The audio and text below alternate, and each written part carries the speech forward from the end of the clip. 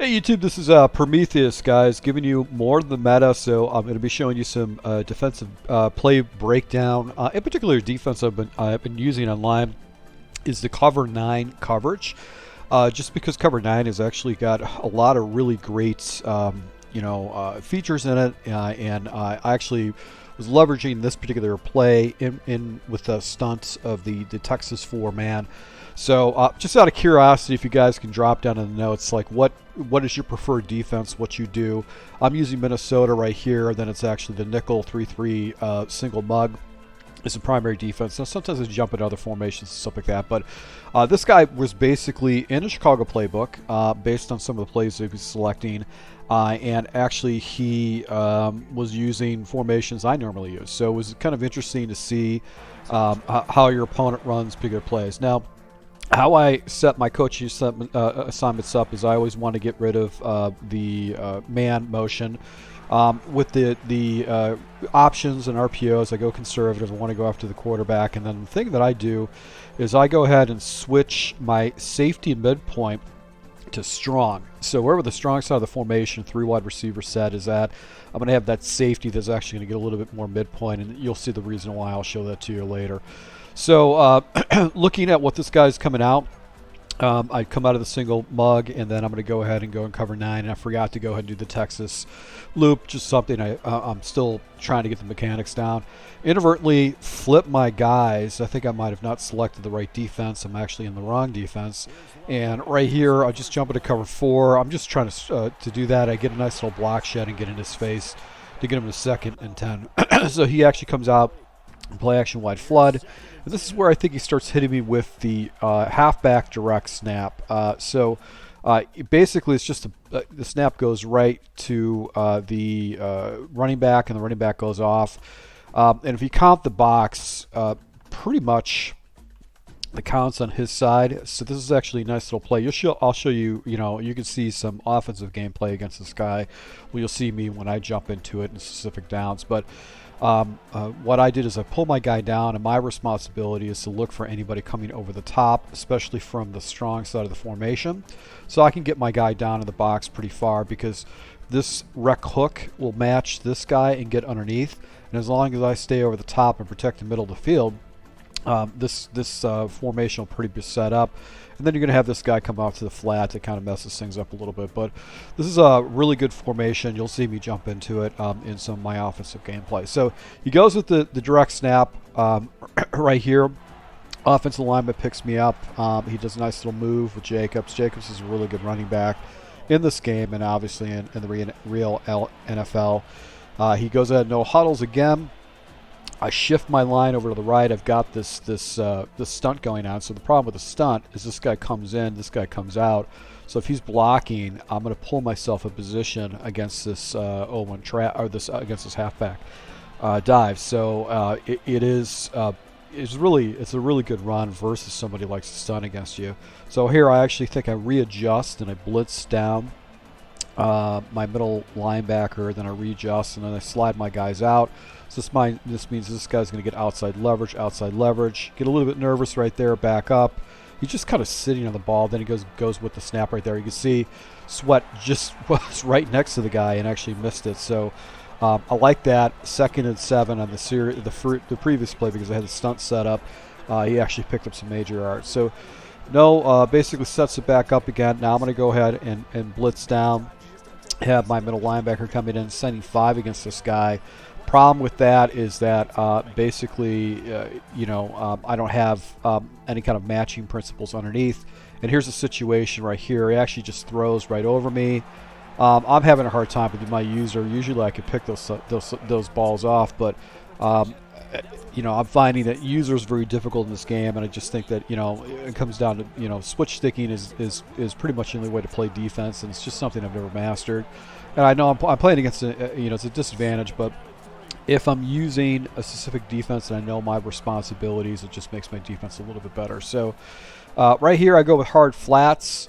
I've got these guys. I don't have anybody switching and stuff like that, so I'm just going to try to go ahead and fill the gap. I've got this guy that's actually got a gap responsibility for the run, and you can see actually I get a nice little tackle behind 3rd and 5 situation, he no huddles. He's probably pissed off a little bit. He's got the ball flipped once again. That's the good thing about having auto flip on. It's going to match perfectly. We're going to go hard flats across the board here. And I'm just going to go down to the box. He actually goes ahead and goes with the direct snap again. So this is the 4th time in a row. And really all I had to do was essentially, press my guys down, get out of that Texas switch. And you can see that this guy just gets bottled right up here. It gets into 4th and 7. And I think he no huddles. And I'm like, okay, you can go ahead and try to beat me over the top, but you're not going to beat me underneath. So I go hard flats. So I think I should be pulling down hard flats, not allowing this guy to hit anything off the side. He has an inside whip. He has kind of an outside run, and then he's got like a post on the back side. But because there's not a lot of room, he's not going to get a lot of separation. And because this whip lets this guy go, this guy's got no work, so he's going to start floating up. If I went cloud flats, probably would have got picked up, but you can see how my defensive back actually plays that and gets into the passing lane and get a stop. March the ball down to the field and actually turn it over against my opponent. His defensive back actually played that. Anytime I see tight set, immediately what I think is mesh. A lot of people play mesh, so they're going to basically have that mesh set up. So when I have mesh, when I think of tight sets, I always go into just to basically cover 3, do hard flats, take away the underneath stuff. He goes into basically jet sweep, and that just gets bottled up. 2nd and 13 against him. Go back to Texas 4-man. He's back in the same defensive set. I've got matching principles, so this guy's going to match up to this guy. This guy's going to carry. This guy's going to carry. I've got a deep safety help. And this guy's one-on-one, and I think this is where this guy lobs the ball against me on the backside. So I'm really watching the strong side of the formation, and I think Watson's on that side. I'm not sure, but the Packers actually have really fast wide receivers, and Love is actually a pretty good quarterback in this game, and he's able to dot me up with an aggressive catch. So basically what he was doing like aggressive catches. I do hard flats right here. I don't know why I did this. It should have been kind of like a match. Well, actually, I think I did hard flats and I was trying to do over the top coverage, but you could see he just went with verticals, and he catches me in the bad defense because I'm in a hard flat. If I would have left this as is, this guy would have carried with the vertical, and that's what burned me when I actually went underneath coverage. So just a bad adjustment with the no huddle. And that type of situation, everything would have carried. He would have been a serious bind right there. He'd probably been scrabbling with the quarterback. So he gets down to the 2-yard line, direct snap right here. He's able to get it down to a little bit closer. No huddles. I'm playing cover 2, underneath coverage, hard flats, and he just basically, I think, just gets the ball in the end zone with Jacob. So really good drive by him. Just a couple lob streaks that he came down with, and I was in the wrong coverage in the second one, and he threw over the top of my coverage, and that worked out for him. So back to this cover 9, and I think what I did in this situation, I think I might have played the sticks. So playing the sticks means I'm going to go up to the first down markers, but my over-the-top coverage is going to get over the top of the coverage and not give up anything underneath, not match. Actually, he looks like he had some type of a route right here that got leverage against my guys.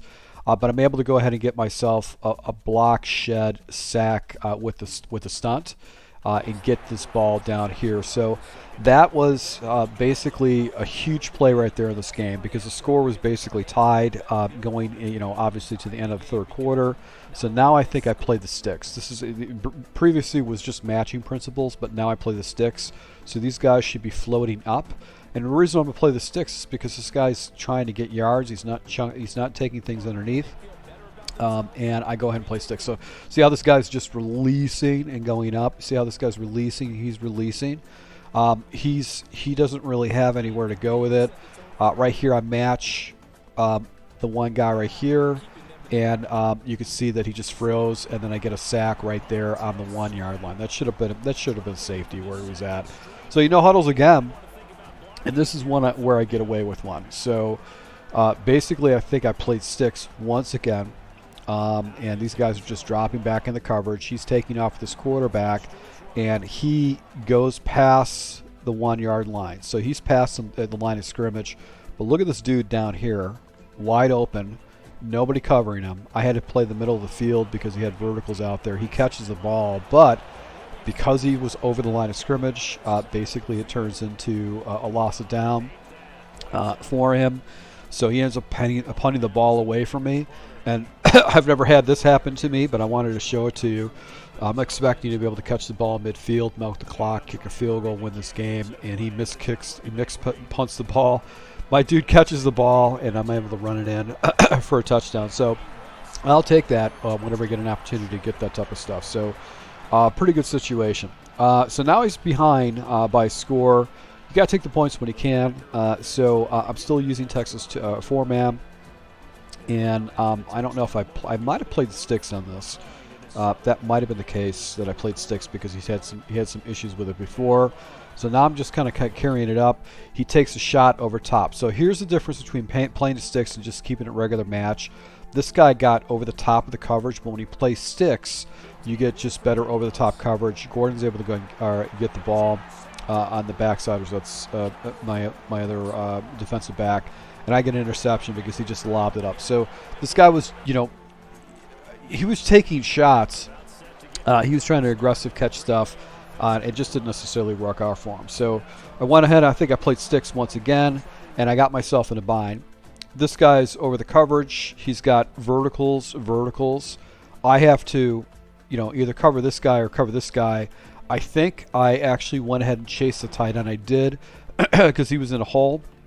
He made the right read. I got myself out of position, and he got himself a nice little completion with just straight vertical. So this guy was just running stock plays.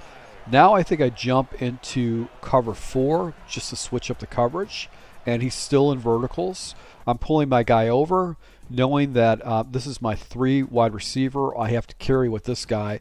But if this guy goes vertical, this guy goes vertical, these guys are going to get matched up on the backside with this. So I'm kind of carrying. You can see I have to carry with this guy. This guy I kind of sealed off, and this guy's going to match and carry. This guy's matching and carrying. So because he's using verticals, and once I jump into cover 4, he doesn't know where to go with it. He actually throws it to my defensive back, and I'm able to go ahead and get an interception. He didn't see him. That was just a bad read. And that's why when you do verticals, sometimes you have to throw in other routes to try to get things to do. So this guy is quitting out against me with this gameplay. I'm able to go ahead and get another victory against this guy. He was okay. He made some good decisions, but he wasn't the best player. But once again, thank you for your support, guys. Until next time.